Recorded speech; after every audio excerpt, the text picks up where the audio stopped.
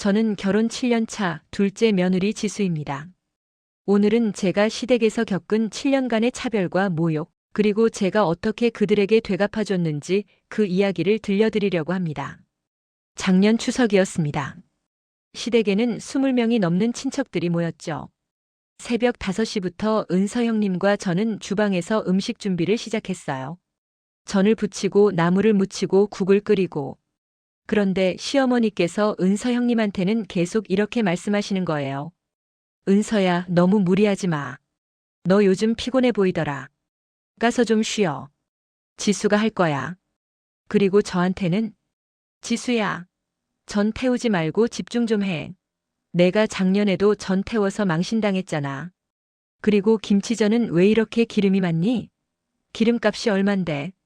전을 태운 적도 없었고 기름도 적정량만 썼는데 말이에요. 오후 2시쯤 식사가 끝나고 설거지를 하는데요. 은서 형님은 거실에서 편하게 과일 드시면서 친척들이랑 수다를 떠시는 거예요. 저 혼자 산더미 같은 설거지를 하고 있는데 시어머니께서 오셔서는 이렇게 말씀하시는 겁니다. 지수야, 설거지 끝나면 마당 청소도 해라. 음식물 쓰레기도 갖다 버리고. 그때 은서 형님은 지나가시면서 이렇게 말씀하셨어요. 어머, 동서 고생 많네. 나는 원래 잘 못하잖아. 동서가 해줘. 형님은 비교를 은근히 즐기시는 듯 했어요. 그날 밤 저는 집에 돌아와서 남편한테 하소연했어요. 남편은 이렇게 말했죠. 그냥 참아. 어머니가 원래 그러시잖아. 형님은 장남집이니까 더 챙기시는 거고. 그날 저는 울면서 잠들었습니다. 6개월 후 시어머니 환갑잔치가 있었습니다. 아주버님과 남편 그리고 우리 며느리들이 준비를 했죠. 형부는 고급 호텔 연회장을 예약하셨고 저희는 각자 금반지를 준비하기로 했어요. 은서 형님은 백화점에서 5돈짜리 순금 반지를 구매하셨어요. 저도 제 형편에 맞춰 3돈짜리 반지를 정성껏 골랐습니다.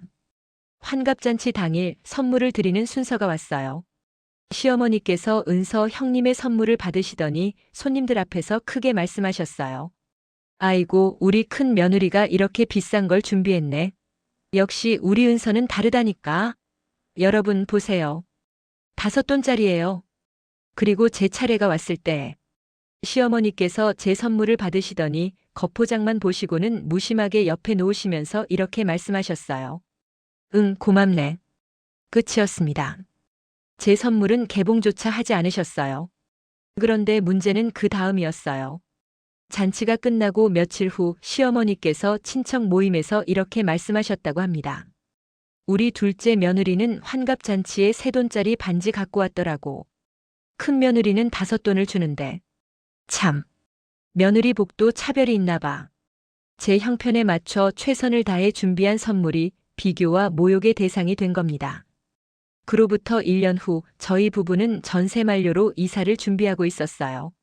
형님네와 마찬가지로 저희도 집을 구매할 수 있는 자금을 일부 지원해 주시겠다고 해서 남편과 저는 5년 동안 악착같이 모은 돈과 시부모님의 약간의 도움으로 작은 아파트를 매매하려고 했습니다.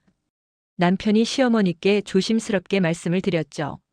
어머니, 저희가 집을 사려고 하는데 2천만 원 정도 부족한데 지원해 주실 수 있을까요? 시어머니의 대답은 이랬습니다. 너희는 능력껏 살아야지. 없는 돈으로 무리해서 집을 사려고 하면 나중에 어떻게 감당하려고? 지수가 돈 관리를 워낙 못하니까 내가 돈을 줘봤자 다 새어나갈 게 뻔한데. 괜히 생돈 날릴 순 없어. 저는 돈 관리를 못한 적이 없었어요. 오히려 매달 가계부를 쓰면서 한 푼 한 푼 아껴서 모았던 돈이었는데 억울했지만 결국 지원받지 못하고 변두리 쪽으로 이사를 하게 되었습니다. 그런데 이게 끝이 아니었어요. 3개월 후 은서 언니네가 집을 확장한다는 소식을 들었습니다. 그리고 시어머니께서 형님네에게 무려 1억 원을 현금으로 지원하셨다는 걸 알게 됐어요. 우리 큰애들 고생했으니까 당연히 보태줘야지. 부모가 있을 때 잘해줘야지. 저한테는 2천만 원도 안 빌려주시면서 형님네한테는 1억 원을 주신 거예요. 며칠 후 시어머니께서 저희 집에 오셨어요. 손에는 낡은 냄비와 프라이팬, 그릇 몇 개를 들고 계셨죠.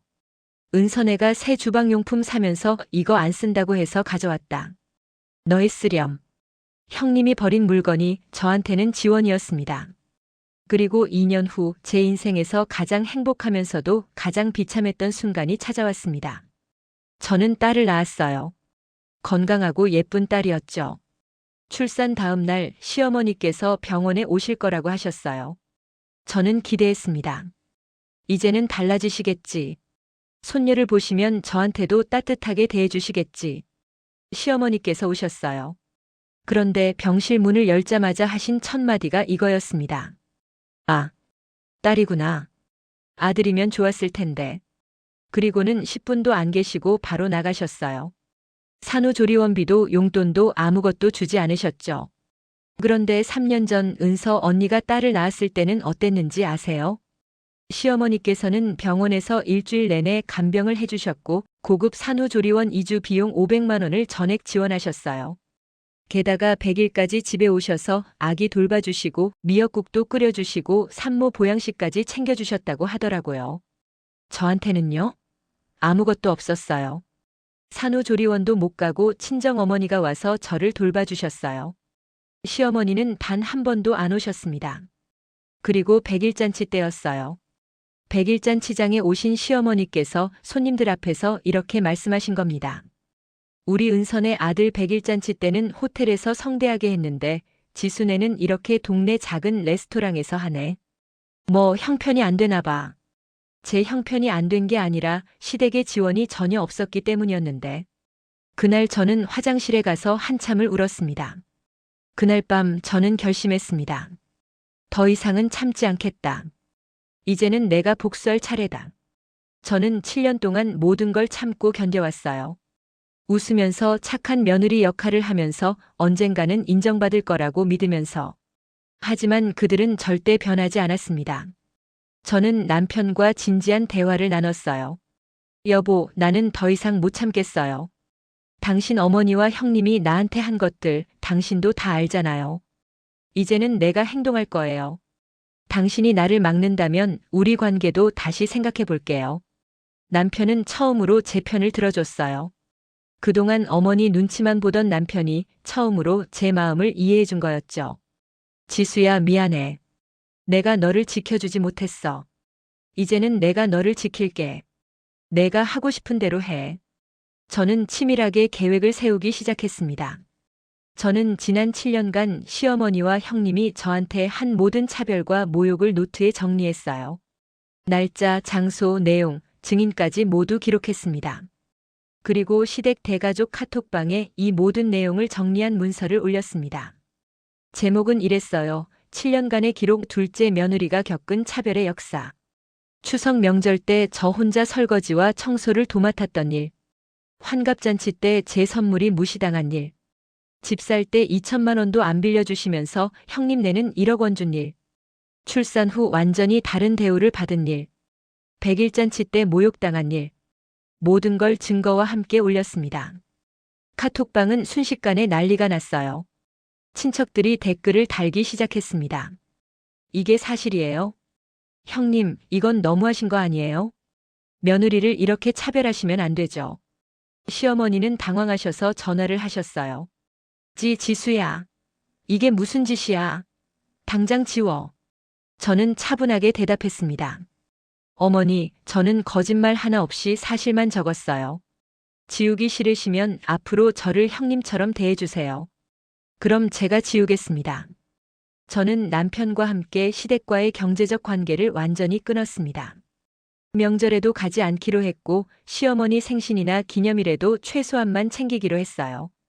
그리고 친정 부모님의 도움으로 저희 집을 확장 매매했습니다. 시댁의 도움 없이 저희 힘으로. 집들이에 시댁 식구들을 초대하지 않았어요. 은서영님이 연락이 왔어요. 동서, 우리 얘기 좀 해. 지난 일은 미안해. 저는 이렇게 대답했습니다. 형님, 7년 동안 저한테 뭐라고 하셨는지 기억하세요? 설거지는 둘째.